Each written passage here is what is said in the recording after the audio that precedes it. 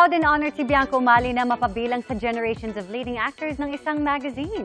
At bibigyang boses din niya ang title character sa fantasy horror animated film na Ella Archangel, Awit ng Pangil at Kuko from GMA Pictures at 20 Manila.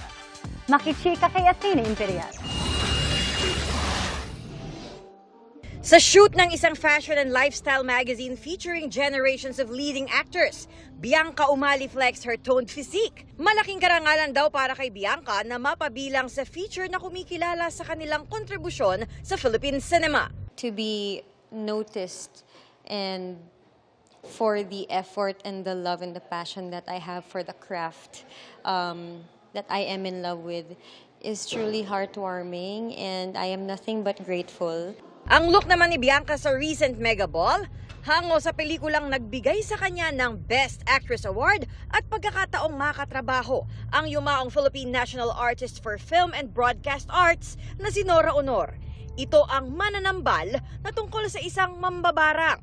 Para kay Bianca, full circle moment ang feels lalo't sa bago niyang proyekto na fantasy horror animated film ng GMA Pictures at 20 Manila, ang Ella Archangel, Awit ng Pangil at Kuko.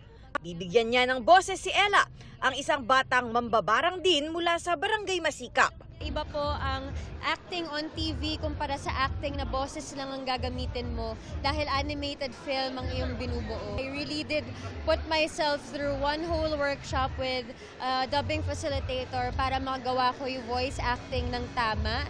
Dahil sinabi ko nga dito sa production team na ito, sa Team Ella, na hindi po ako sasalang ng hilaw. Kasama sina GMA Public Affairs Senior Assistant Vice President Angeli Atienza, ang producer, director at comic book author and illustrator ng Ella Archangel, ipinakita sa Toy Conference 2026 sa isang convention center sa Pasay City nitong weekend ang prototype ni Ella.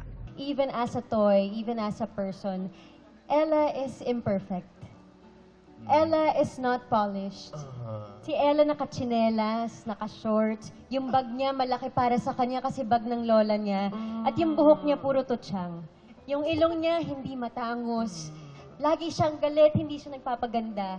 Dahil I think that's a testimony na, yun nga, you don't have to wear a cape for you to be a hero. Yes. You don't have to be perfect for you to do good things. Athena Imperial updated sa Showbiz Happening.